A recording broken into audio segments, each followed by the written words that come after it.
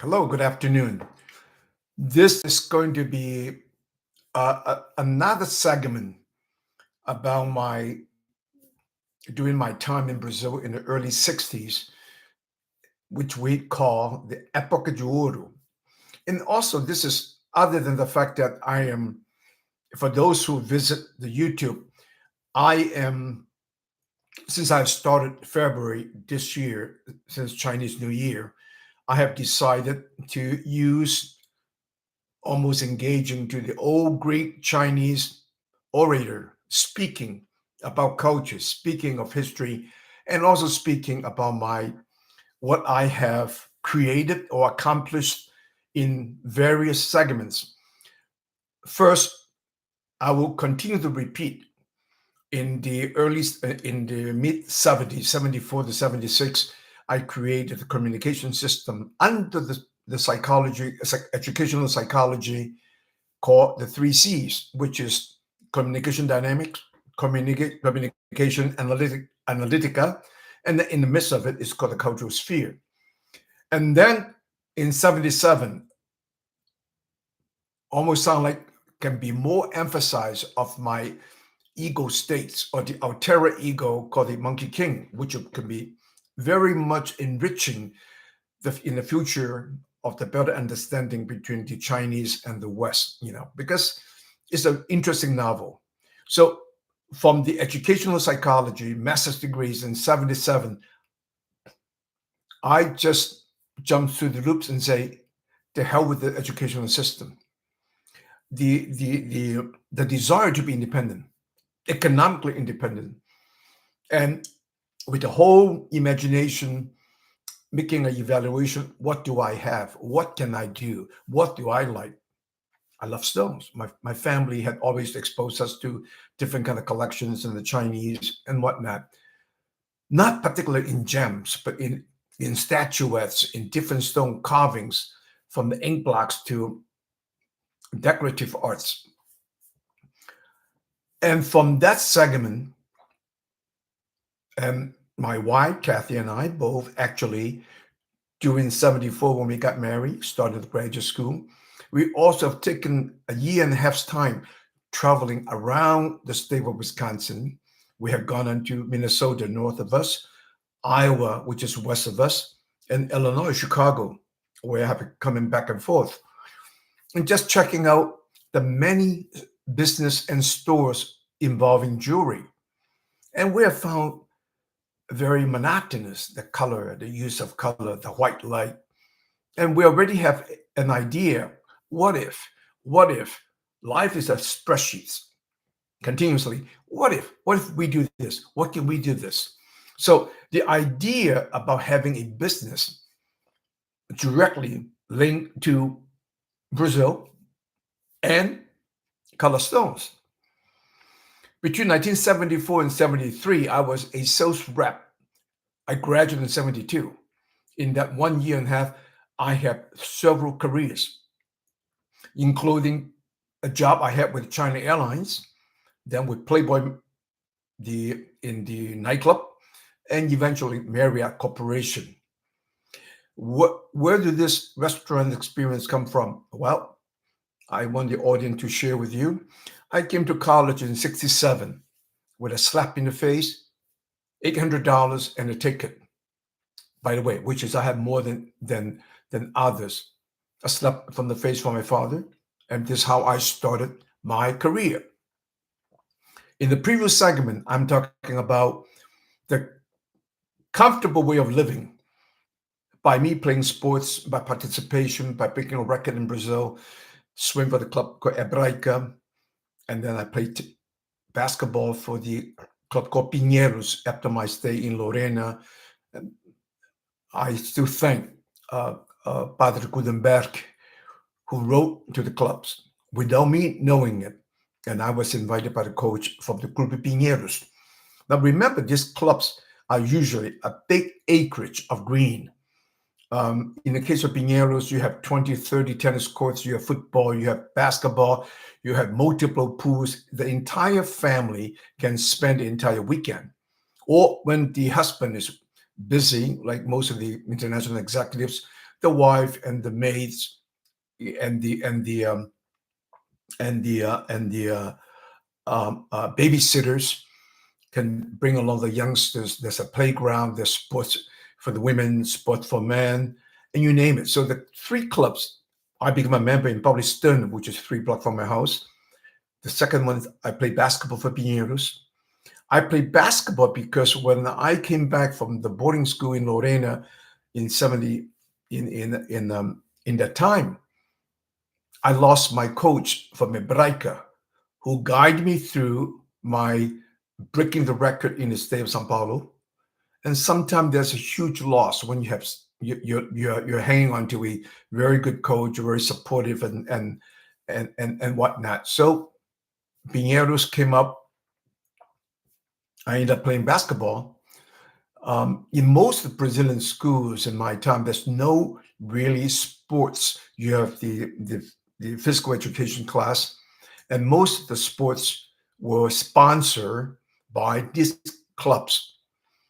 And this membership of these clubs, even today, you buy the title in Pinheiros, Paulistanos, it goes about $20,000, $30,000.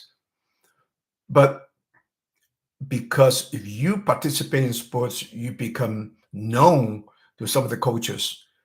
Many times you are being invited to be a member called militante. Well, as explains it, it's like a military committed, like a mercenary almost. But anyway, this is what the arrangement I had explained in previous of the recording of yesterday. I will continue to let the friends, colleagues, old pals to understand that I am carrying at this time, because the cultural sphere, I'm still very much attached from my 3 C's to the now. You shall see the other posting that I will be recording on the Psychology Round and Square, which I think is a universal communication counseling program that can be installed. When I have that created, I had my focus in working with the native Brazilians, tribes, and also with another very strong focus of the urban situations we call favelas, or the shanty towns in Rio, up in the hills. For those who had watched the movie Cidade de Deus, you will get a good grasp the situation of this condition, the wellness of the favelas. We have that in Rio, we have that in São Paulo, and the other pockets of residents, migrants coming from Nordeste, from the Northeast. At least in my time in the 60s, that's how that has been manifested. So I will have a strong expression about my continuity in the development of the 3 C's to the psychology round and square, and from the psychology round and square had advanced me now into the pedagogy of conscience. My focus and my work to work the conscience where conscience cannot be taught. Bring me back, inspired by Paulo Freire of Brazil, who had created the term conscientization, very appropriately, because conscience cannot be taught. To conscientize, to foster, to force the awareness of conscience, where the result of the conscience is coming from the level of thinking. Yes, this is exactly how I hope in bridging the gap, not just from Brazil and China, US and China, Europe and China. I have just awakened myself to realize that for over 4,000 years, the entire Chinese, using the 3 major disciplines of Confucius, the teaching of Lao Tzu, who knows about Taoism, DAO or TAO, and then by way of India, of Buddha. Unfortunately, most unfortunately, again, not an accusation of the West, because we all sometime or another are ignorant about something. But because the monotheism by the history in the West. We start with Judaism, then we have Roman Catholicism, which I have benefited enormously by my association with the Roman Catholics since Macau, Brazil, and so on and so forth. And the other one coming to when Martin Luther coming up with the Protestantism, and then Islamism. And because the four Abrahamic tribal put it into one, all they know about is monotheism, and the ism directly or not making the association with religion. But most important of all, that neither the teaching of Confucius, the Lao Tzu, the Buddha, the basic group in that also the era of the Greeks of 500 BC, in that 5th century or 4th century before Christ, none of them were religious. The entire cultural development in China, insofar as the human value system, is raised the awareness of conscience. And conscience, written in Chinese by me using the conscientization to English and conscience, and then translating meaning to two words, kindness and heart. Or you can say have a kind heart. And with all this quotation about human kindness, when you're being kind, it's almost have an indirect, direct benefit. You cannot be kind unless you are good. And so on. I put this point clear.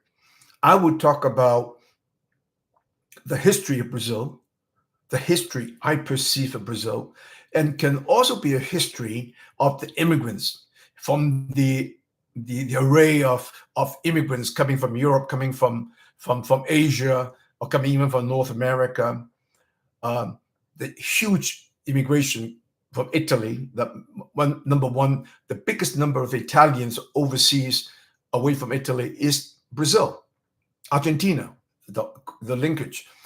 And I would talk about, by me speaking of my family, how my father got to Brazil immediately after the Chinese Civil War between the nationalist Chinese, Chiang Kai-shek, and Mao. I was born in 48, 49, they left for Hong Kong. 52, 51, my father had gotten into the shores of Brazil. And why Brazil? And this can become a little bit of the history of the immigration. And Chinese came in fairly late. Number one, I have always questioned why my father have gone to Brazil. Well, my father was a bon vivant before he married to his first wife. Then he became a widow and then remarried my mother. He was a single child, and he's from the village of Yuyao, which will link to the Wangyang Main in Zhejiang province. Today, Yuyao, Yuyao, is now a suburb of Ningbo. Ningbo is a very important seaport for that region, the mid-region between Shanghai and the Yangtze River.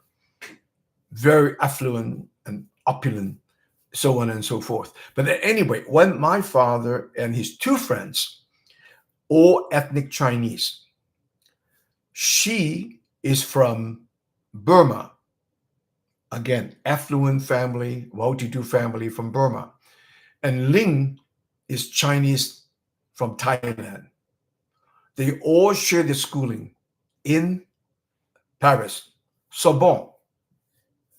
And what I have found interesting, as I am now trying to discover how my father got to Brazil and why. Over the years, I heard they were talking, Mr. Xi from Burma, his wife, Francois, is French. So when they get together, all three of them, plus Francois, they speak French. My mother and Mrs. Ling have their activity from chatting, drinking tea, or playing mahjong whatsoever. So there is a French connection and French ambience in my household. And bits and pieces, again, this is assembly of my memory and events, and I had to make some conjectures in this area. What happened is that when they were in Paris, they were talking about the war, the post-war, whatever. They were there before the Japanese war and before the Civil War. They were all talking about where's the most ideal place they would like to be above and beyond Paris.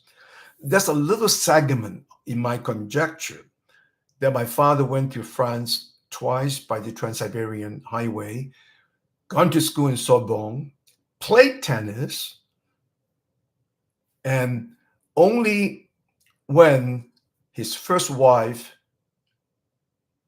legally married or not, I have no clue.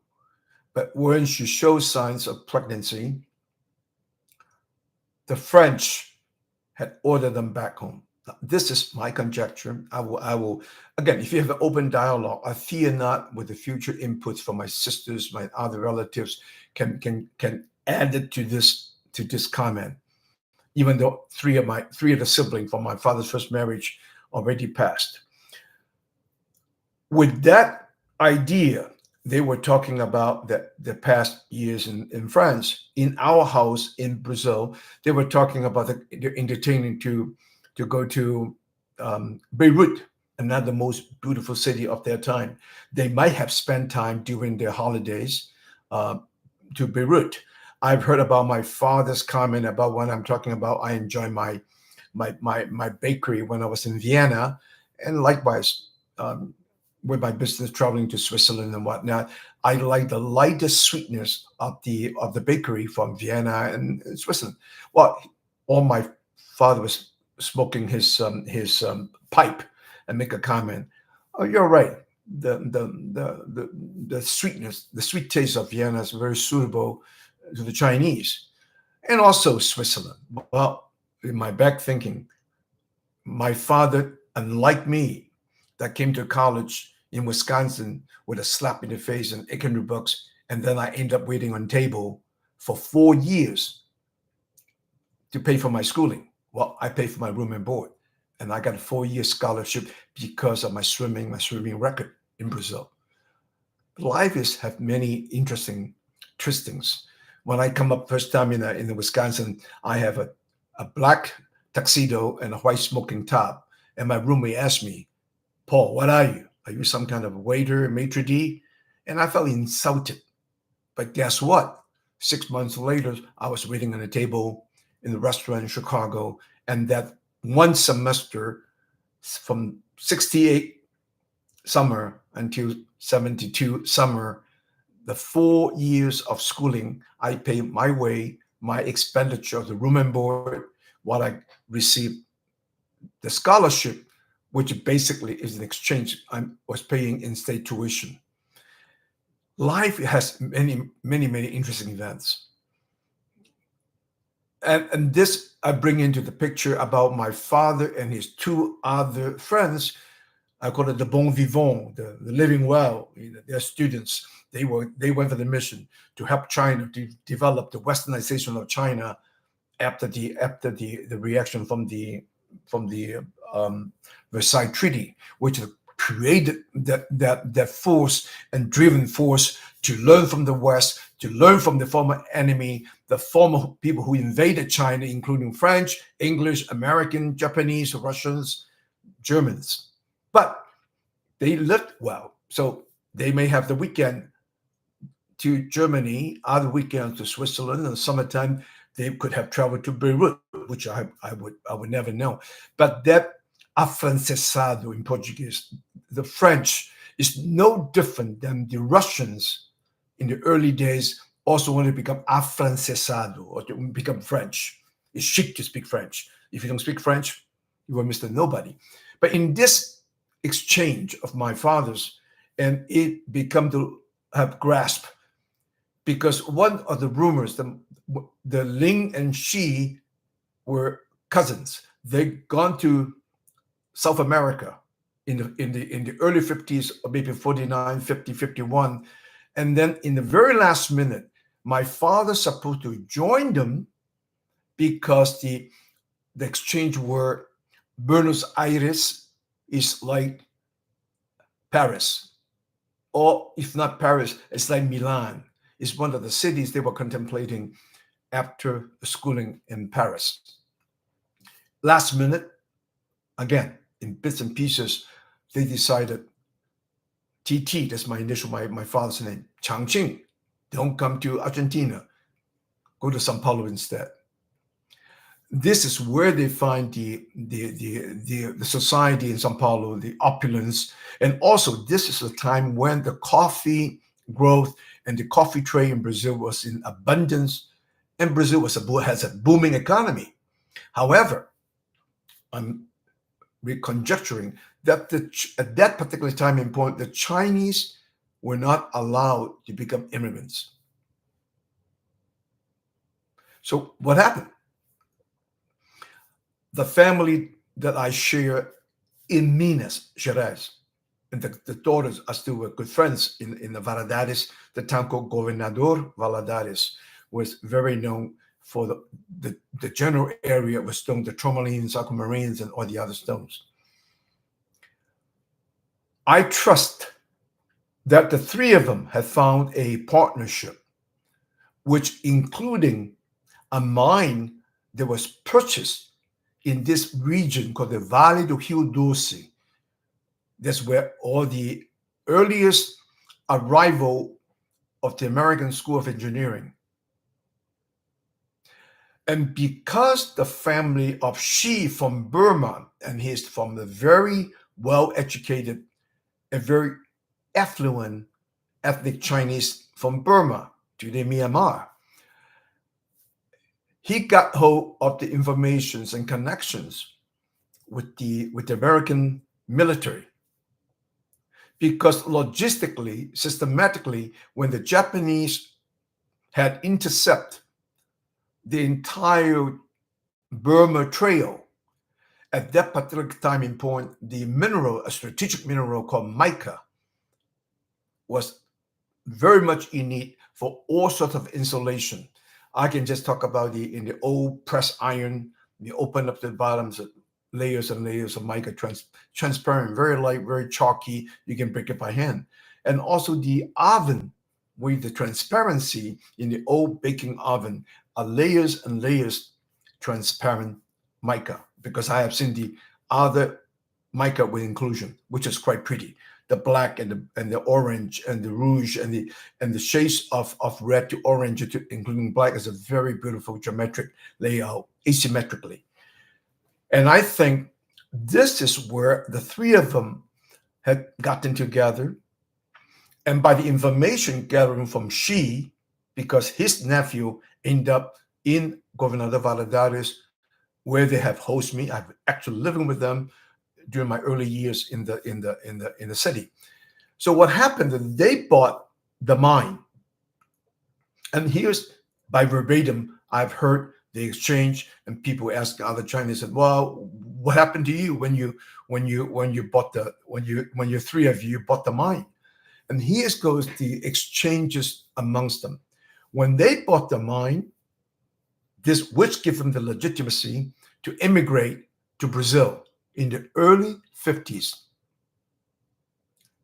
But today we can find out, we can Google and find out when Brazil opened up immigration to the Chinese. And not to forget, in the 1800s, the earliest Asian migration, the second largest Japanese population located in the world is in Brazil. Those were the days when Japan, in need of natural resources, such as paper. And the Brazilians opened up to the tree planting of the eucalyptus. From that, it became the cellulose, that become the product eventually we export back to Japan. So even with all the Chinese Sino-Japanese war, a lot of anguish, a lot of dislike.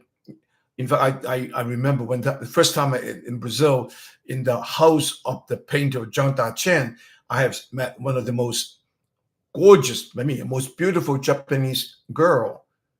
Well, you were 14. You're basically nearby, almost puberty. You're exchanging glances. Wow, nice.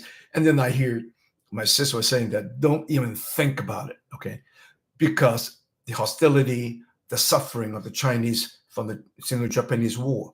But if you look back, even from my trip from Hong Kong through Indian Ocean, Atlantic Ocean to Brazil, there were migrants coming from Okinawa. And let's go to another ethnic question. We sung and we danced with the planting song. And I still remember another Japanese coming from Tokyo was a graduate from the University of Washita speaking to my sisters, and they were teenagers, and they almost feel like, I'm from Tokyo. These are Okinawans. And I found Okinawan planting song, singing song most delightful. I joined them. But going back to the part of the mine purchase, they have purchased a mine located right by Valadares, a town in the Teofilotoni. You'll hear more about the gem story, mineral stories, and whatnot. And this is where they had stopped. First, they would have to take flight from São Paulo to Belo Horizonte. And from Belo Horizonte, they would have to drive 12 hours to the city in Valadares. It was not a big town at that time. And in order to get to their location where the mines were located, now those are the mica mines suggested by the American military, the American Corps of Engineers, and they were going to invest heavily in that region with the mica.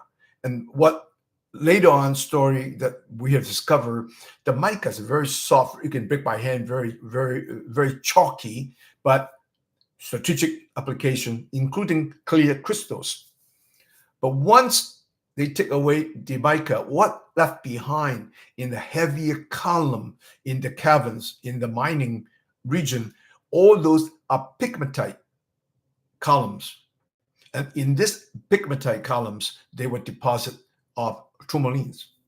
In fact, the present day, a family called Neves, the Neves stones, still continue processing, mining in that region.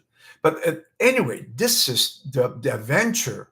These three Chinese, two ethnic Chinese from Burma and from Thailand, including my dad, had purchased one of the mines suggested by the American military, where they were prospecting what actually they would like to see as many mines in operation as possible, and we can prosper by their major investment, such as highways, byways, tunnels, and heavy equipment, and the processing. Well, basically, you mine, you have a buyer next door to you.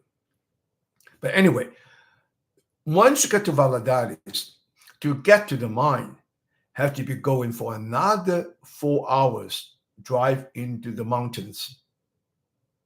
And once you got there, you have to ride on a donkey trail for 2.5 hours to 3 hours.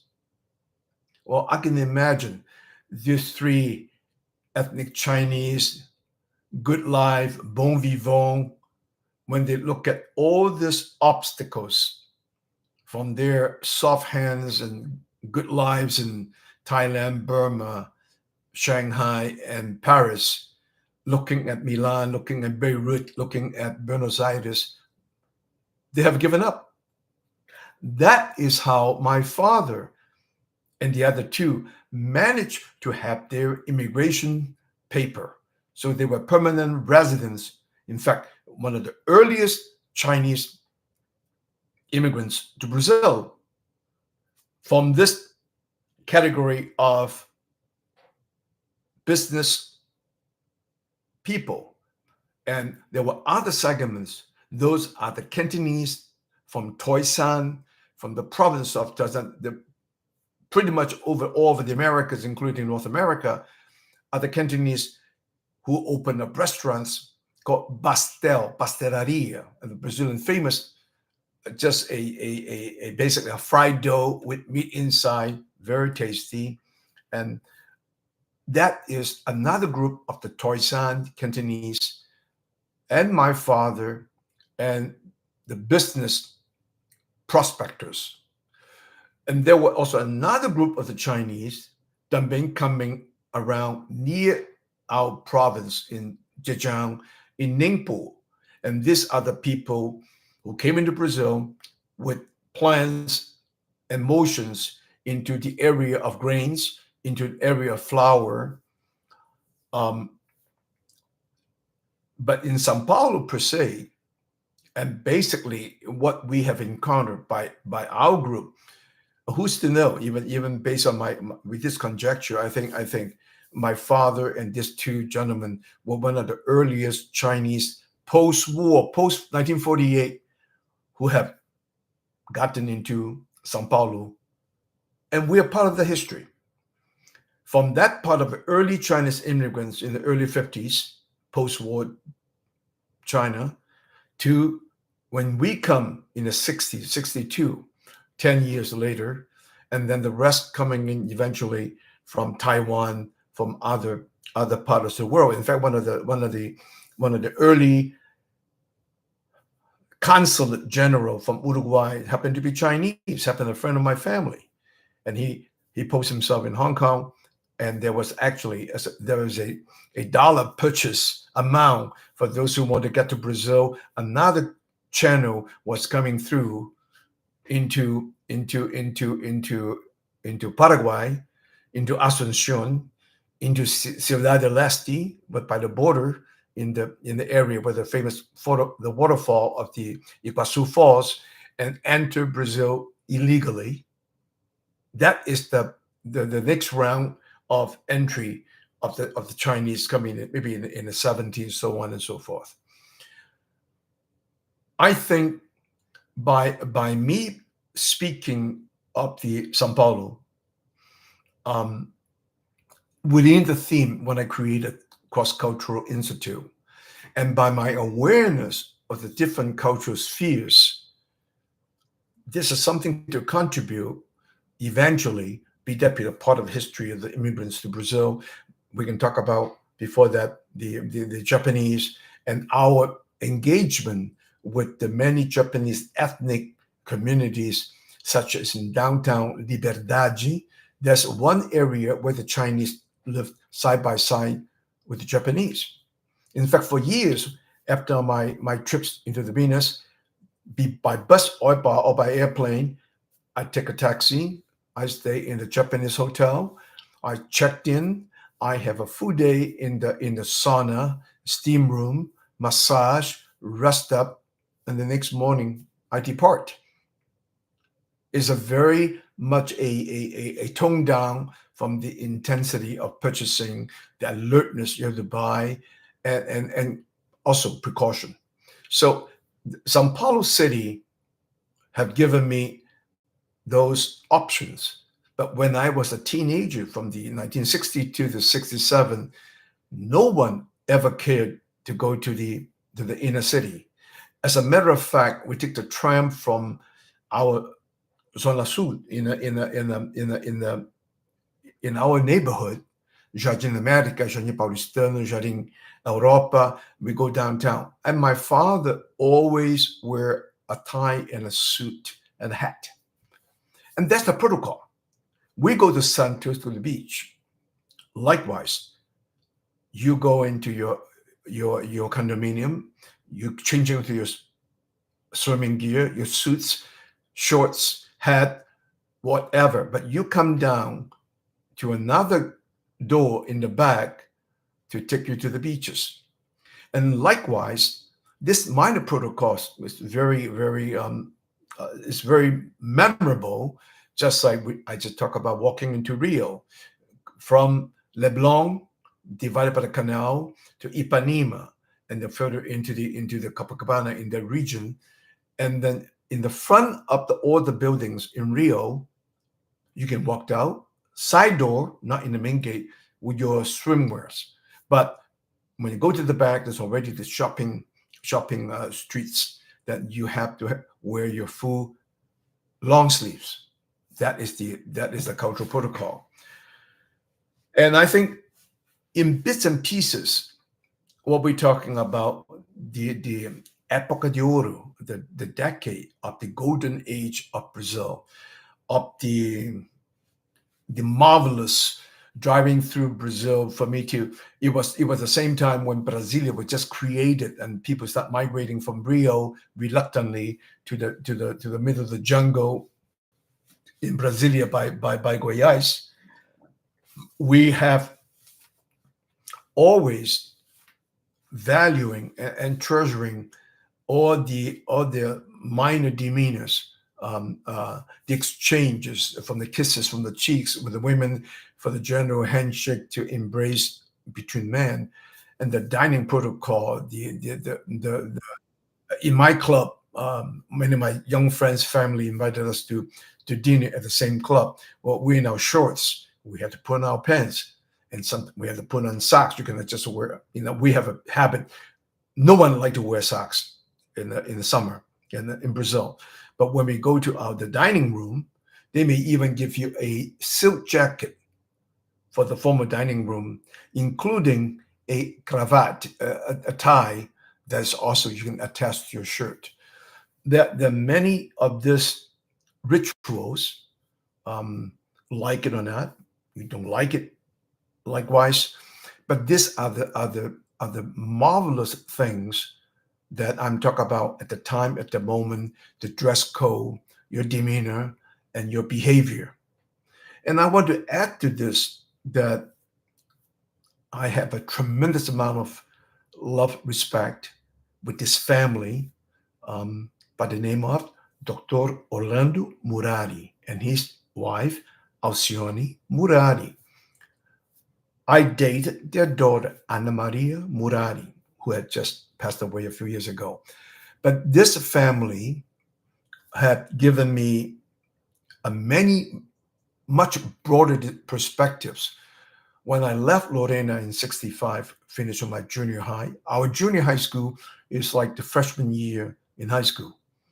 And I was wondering about heading into the seminary school in Campinas, a town an hour and a half away. But my mother said no, because my sister at that time was already in the convent in Araras. And so I have always been very, I never trying to upset my mother, whatever she said. So I was searching for different schools. I went to Mackenzie. I went to another school that I dislike. Ended up in a school called Liceu Machado de Assis in Pinheiros, where I met Ana Maria Murari. I met her family. Dr. Orlando Murari is a medical doctor coming in from a little town west of São Paulo called Piraju. In this particular time and point, 65, 66, 67, I was not lost. I knew what I wanted, but I was a little bit disconnected to my father in particular.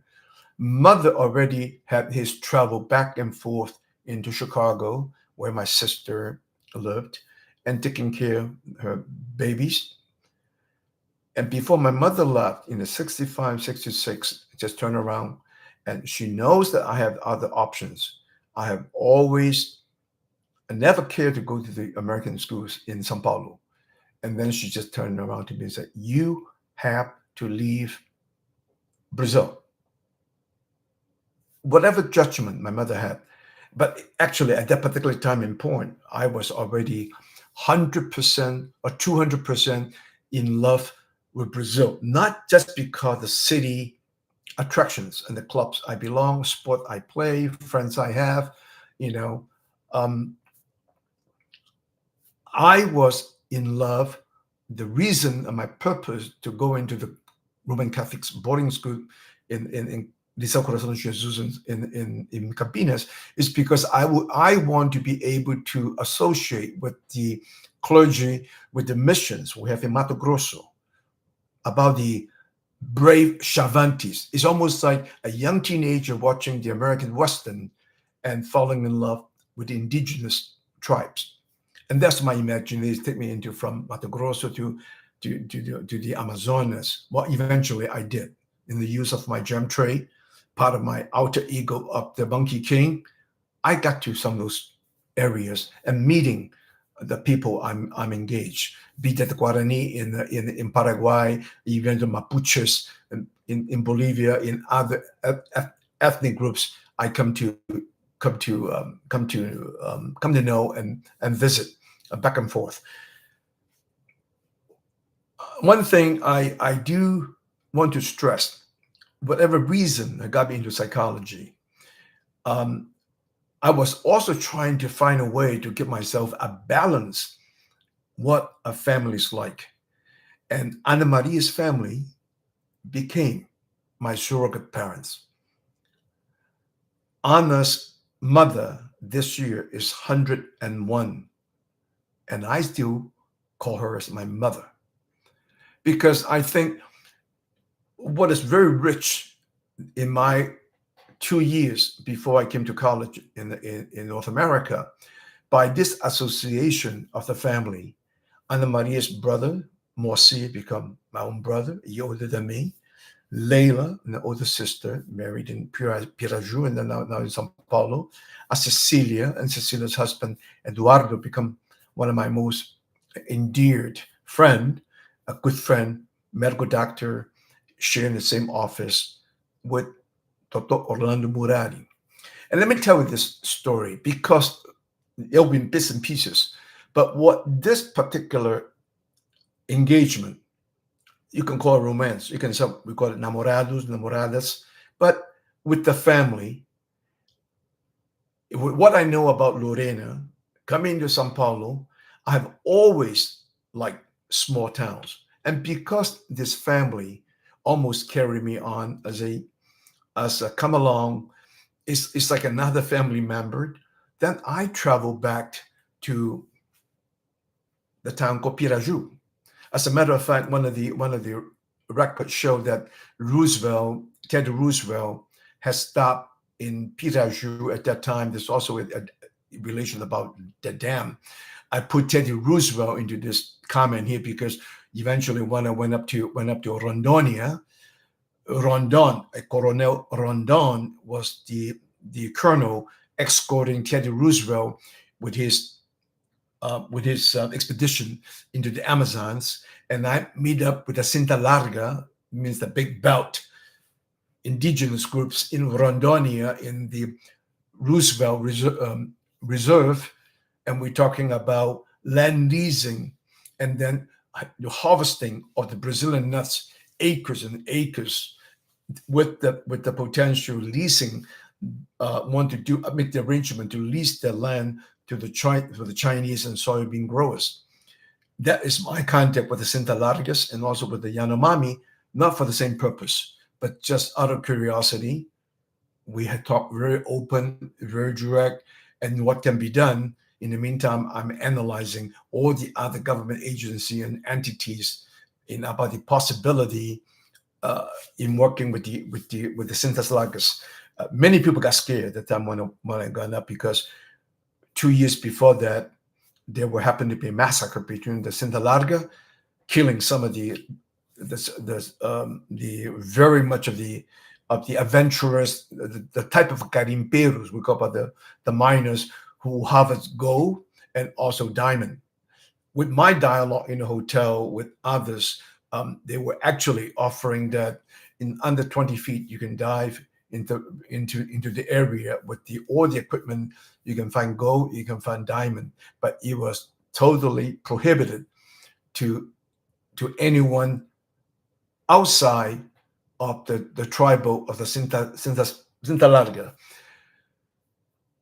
And the one in between is from another group called Sakirabia, or depending how you pronounce it.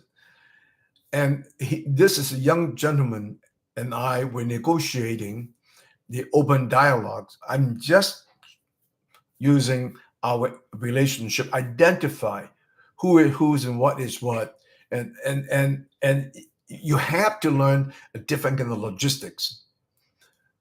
So that is part of my travel that I did eventually got to meet to learn about other indigenous even today, we continue on with other projects in the region with the ethnic groups. Later on, I would tell more about my visit in the Upper Rio Negro in San Gabriel de Cachoeira. The whole engagement with urban Paulistanos, who we referring to people in São Paulo, with the families, Murari, so Orlando, Alcione, Ana Maria, Moacir, we gone back and forth because our date went back to a little town called Piraju.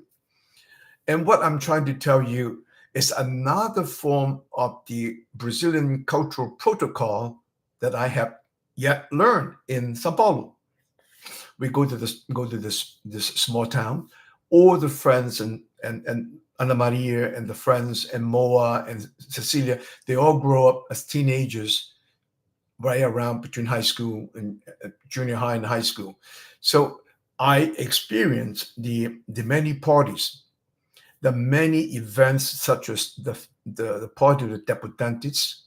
That means that a young lady in the right time to be introduced to society is very formal. I have done that also in São Paulo, escorting another group of ladies to become part of the date, basically, and of the event.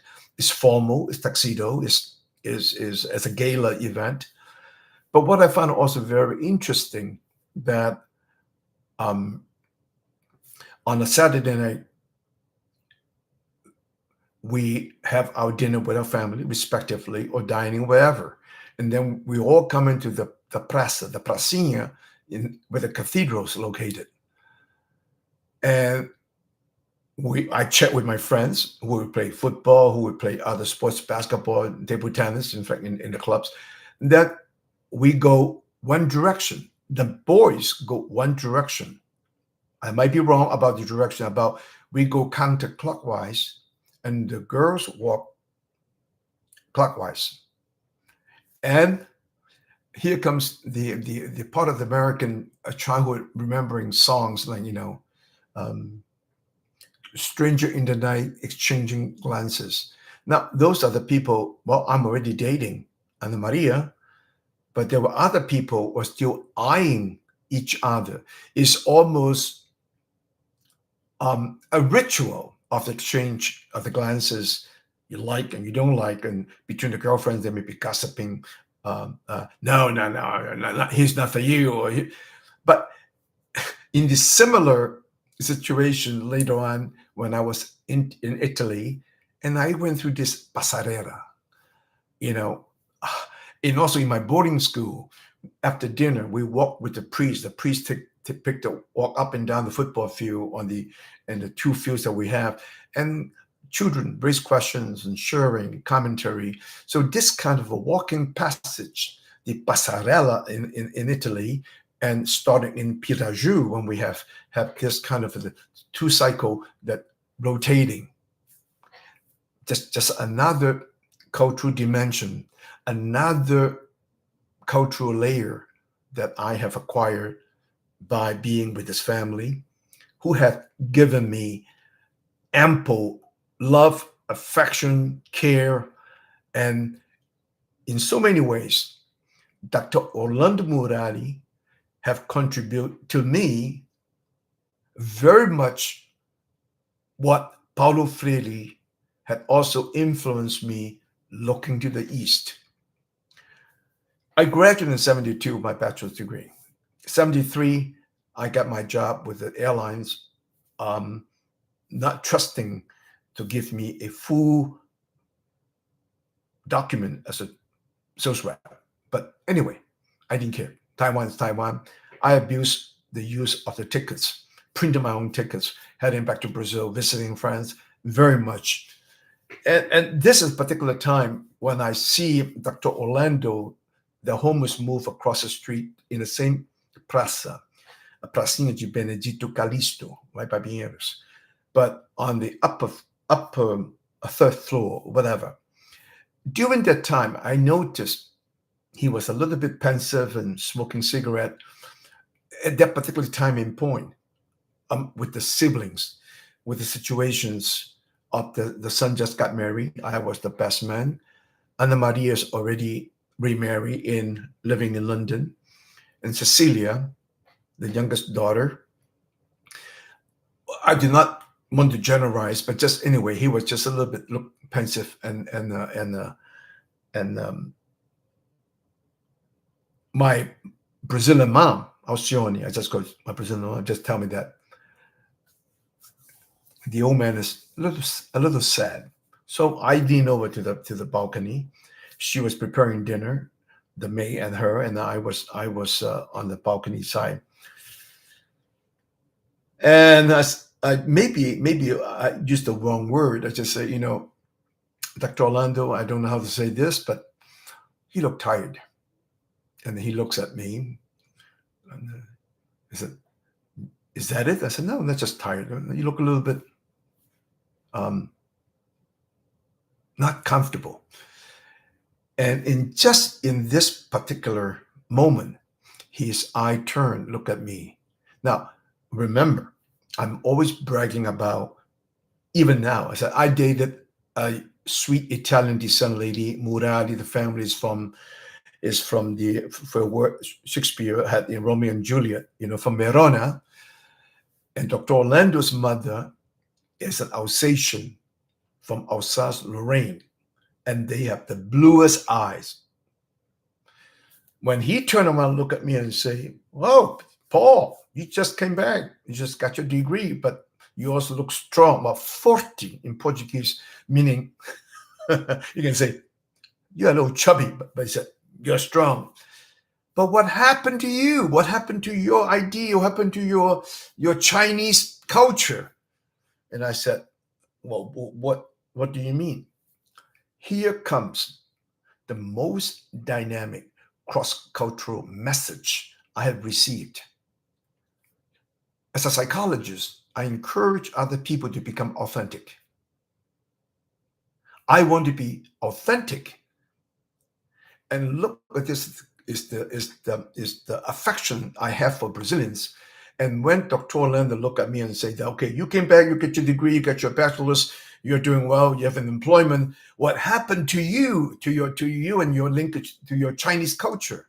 All of a sudden, I said, I know something is up.